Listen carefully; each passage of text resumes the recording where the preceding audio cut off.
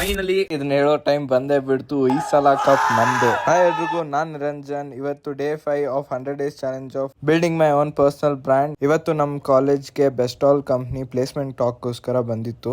ಈ ಸೆಷನ್ ತುಂಬಾನೇ ಇಂಟ್ರಾಕ್ಟಿವ್ ಆಗಿತ್ತು. ನಮ್ಮನ್ನೆಲ್ಲ ಗೇಮ್ಸ್ ಎಲ್ಲ ಆಡಿಸ್ಬಿಟ್ಟು ಗುಡೀಸ್ ಎಲ್ಲ ಕೊಟ್ರು.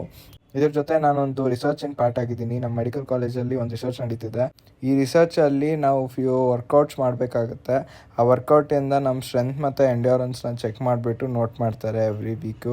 ನೈಟ್ ನನ್ನ ಫ್ರೆಂಡ್ ಅಕುಲ್ ಜೊತೆ ಹೋಗ್ಬಿಟ್ಟು ಚೀಟ್ ಮೀಲ್ಸ್ ತಿಂದೆ. ಅಷ್ಟಲ್ಲಿ ಮ್ಯಾಚ್ ಸ್ಟಾರ್ಟ್ ಆಗಿತ್ತು. ನಾವೆಲ್ಲ ಸ್ಕ್ರೀನಿಂಗಿಗೆ ಹೋಗಿದ್ದಿಲ್ಲ. ನಮ್ಮ ಪಿ ಜಿಲ್ಲ ಹಿಂಗೆ ಸ್ಕ್ರೀನಿಂಗ್ ಎಲ್ಲ ಹಾಕಿದ್ರು. ಫುಲ್ ಇಂಟೆನ್ಸ್ ಆಗಿತ್ತು ಮ್ಯಾಚು. ಅಂದ್ಕೊಂಡೇ ಇದ್ದಿಲ್ಲ ಈ ಥರ ಔಟ್ಕಮ್ ಬರುತ್ತೆ ಅಂತ. ಎಲ್ಲರೂ ಕಾಯ್ತಾ ಇದ್ದಿದ್ದೆ ಯಾವಾಗ ಹೋಗ್ಬಿಟ್ಟು ಹೊರಗಡೆ ಕ್ರ್ಯಾಕರ್ಸ್ ಹಚ್ಚಿ ಸೆಲೆಬ್ರೇಟ್ ಮಾಡಬೇಕು ಅಂತ. So finally IPL match win ಆಯಿತು. ನಮ್ಮ RCB ಕಪ್ ಬಂತು.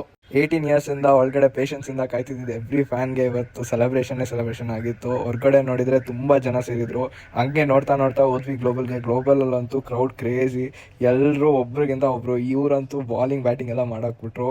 ಇದೆಲ್ಲ ನೋಡ್ಬಿಟ್ಟು ನೈಟ್ ಎಲ್ಲ ಹಂಗೆ ಇತ್ತು. 12 o'clock ವಾಪಸ್ ಬಂದೆ. ನನ್ನ ಜರ್ನಿ ಜೊತೆ ಕನೆಕ್ಟೆಡ್ ಆಗಿರೋದಕ್ಕೆ ಫಾಲೋ ಮಾಡಿ, ಸಪೋರ್ಟ್ ಮಾಡಿ, ಶೇರ್ ಮಾಡಿ.